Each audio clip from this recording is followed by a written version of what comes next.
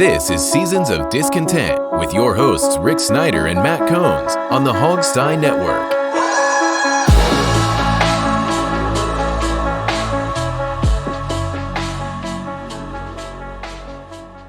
Welcome to Seasons of Discontent. It's season 5, episode 1, starting over again. Brought to you by Rick Snyder's Washington on YouTube and all social media. And I'm Rick Snyder. And I'm Matt.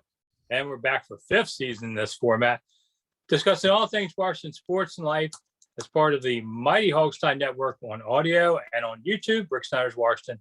You can see the show. All right, now I guess it's not going to be Guardians of the Galaxy around here. Cleveland Indians decided to become the Guardians. Once I heard about the bridge, okay, kind of makes some sense there. It's just one more name you can cross off that Washington list. Yeah. They're the Washington. Why can't they be the Washington Sentinels then? Got the Guardians. Let's bring in the Sentinels. I don't know. Of course, I started off a Twitter storm saying that, but all I hear is it's not going to be the Wolves. Of course, it's not going to be the Warriors. So what's it going to be? Hell if I know. But Cleveland Indians going to the Guardians. I guess it works because of that bridge and statue. It's still kind of strange, but wasn't that a arena? Not arena. One of those. The XFL team was the Guardians. Yeah, so it's not. The biggest thing people said was the Indians announced shortly after the Redskins did that they were going to change. So a year later, they've got a new name for 2022. So what's holding up Washington?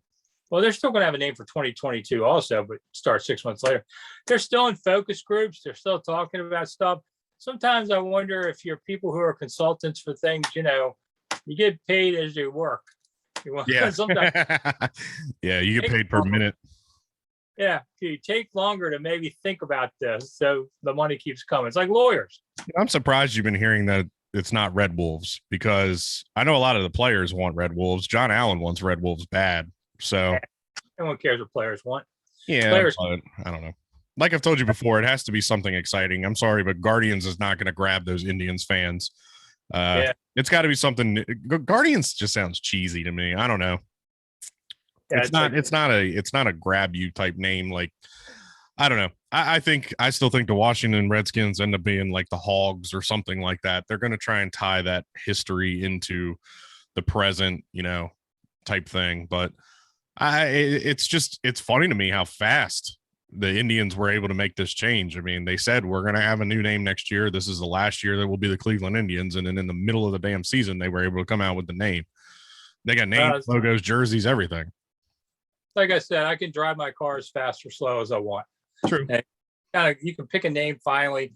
I mean, remember Abe Poland? This was 25 years ago, I think now. It's hard to believe. Who said, we're going to do what the poll says. And the poll said Sea Dogs. And he said, the hell with that. I'm going with Wizards. Yeah. And then you can't leave it to be an internet poll, because every 13-year-old will find some punk name to skew the results. So you can't do that anymore either. Right. I don't know. I don't know what they're going to pick. All I know is they're going to come out in January with it. But it is, I know, I can see how it frustrates fans. They're getting tired of it.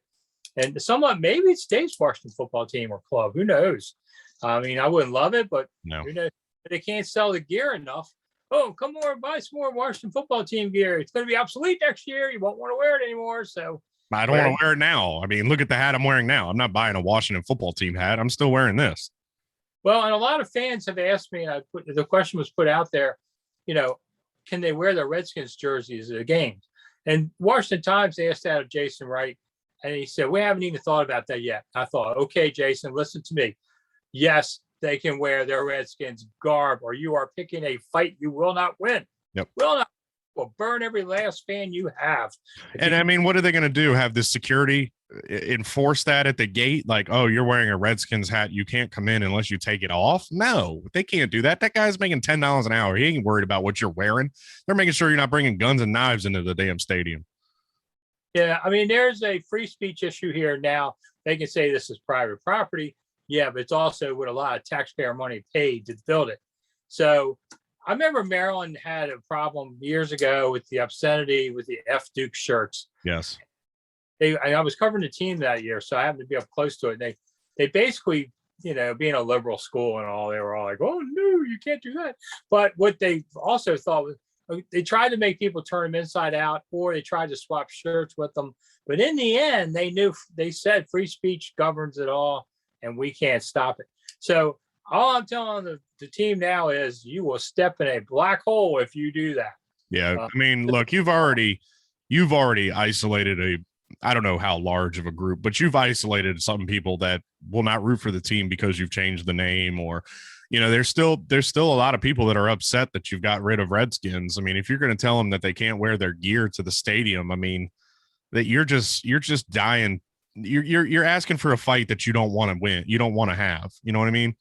Yeah. I mean, what they could do is a jersey exchange if they really want, and say, okay, give up your old, before the games are starting. This is earlier. All right, bring your Redskins jersey in. You can have a free new Washington whatever jersey. Yeah, but realistically, I mean, the Redskins jerseys just say Redskins on the chest. It's a real small font right above the numbers. The logo is not on the sleeves unless you're wearing the throwback with the spear. I mean, all they did was replace Redskins on the chest with Washington. I mean, I'm not going to give up. Plus, why would I give them one of my Redskins jerseys?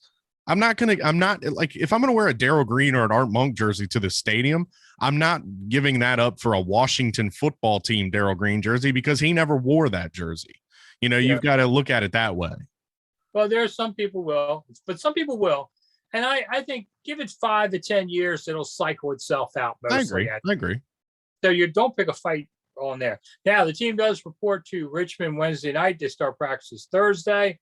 I'm going to be there doing my Twitter account, Snide_remarks, with Rick Snyder's Washington videos and such. It's 4 days down. Well, yeah, 4 days now. Thursday, Friday, Saturday, Sunday. I think most of the tickets are gone, because what they said, you need a ticket to get in. It's free, but we need your name for that mailing list so we can just market the hell out of you. So that's the real story there. But it's morning sessions for the fans, but you can't get autographs. You can't get pictures up close because of the COVID situation. There's been a lot of talk, but no one has said it outright. But Washington is considered one of the least vaccinated teams. What I hear, it's maybe near 70% now, about 2/3. But there are some hardcore ones against it, and they're not. It's really going to make things complicated to no end, including my job. I can't get near them again, for another year. Really have to ask questions remotely, and fans can't. So fans can sit in the stands this fall, but you can't get near a player. Let me ask you this, and I'm just playing devil's advocate here. Why does it matter? Like, why does it matter if we know a vaccination count for a football team? We don't ask them about their, if they have their flu shot every year. I mean, realistically, what does it matter? And like I said, I'm just playing devil's advocate here. I'm not choosing sides. I'm just trying to look at it from a different side. Why are fans? Why do we feel that we're obligated to know who is vaccinated and who is not, and what percentage of the team is vaccinated? Well, I think the percentage is important, because the more it is, like the 85 level, then you have more access to things. Okay. So, and pack fans. The other part is that, unlike some of the other things, this is a deadly virus that's killed millions of people. And I know there are people, anti-vaxxers and all. I'm not even getting into that. No, and I'm not trying to get that way. I'm just trying to figure out why do I care? Well, care more about this because we've just gone through a year and a half of a pandemic, and so it's shooting back up again apparently with this new strand. And I got to tell you, I've already had to make changes in my fall schedule for tour guiding and all, because I think it's going to get worse before it gets better again. Mm-hmm. We're going to hit one wave.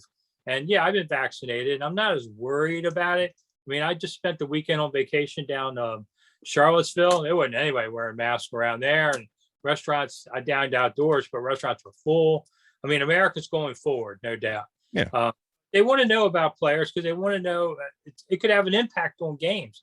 The NFL ruled, if you can't play a game, we're not going to postpone it. You're going to forfeit. Yeah, and you're going to lose your money too. And there's a lot of players at the end of the bench that will probably lose their jobs. If it comes down to you versus the vaccinated player, you're gone. Now, the NFL doesn't have to say that, so you can't sue. And even the agents are admitting that we really can't do anything about this. And one agent put out there about, he had a call from a team about his player to sign, and he said, well, he's not vaccinated. And they said, never mind. They don't want to bother with this stuff. Well, and look at the situation in Minnesota. I mean, all things being equal, they'll just go for the vaccinated player. And I would understand that. That's why they should do it on there. Am I wrong? Did I misread this? But a coach on the Vikings got fired because he would not get vaccinated. But because you can't run meetings, then you have to run meetings remotely. It's a real pain. But he was the assistant offensive line coach. Oh, so he wasn't nobody. He's a guy at the end of the bench, and those here.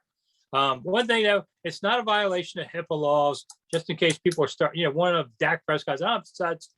HIPAA laws are about your doctor disclosing information to other people on your behalf. It's not, because I've actually written a lot of medical software stuff, and I know a lot about HIPAA. It's not about that.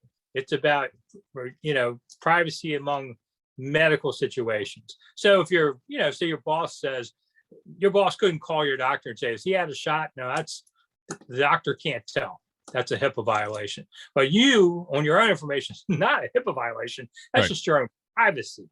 Right. And like the way that we're handling it at my job is you can voluntarily upload your vaccination card to your records.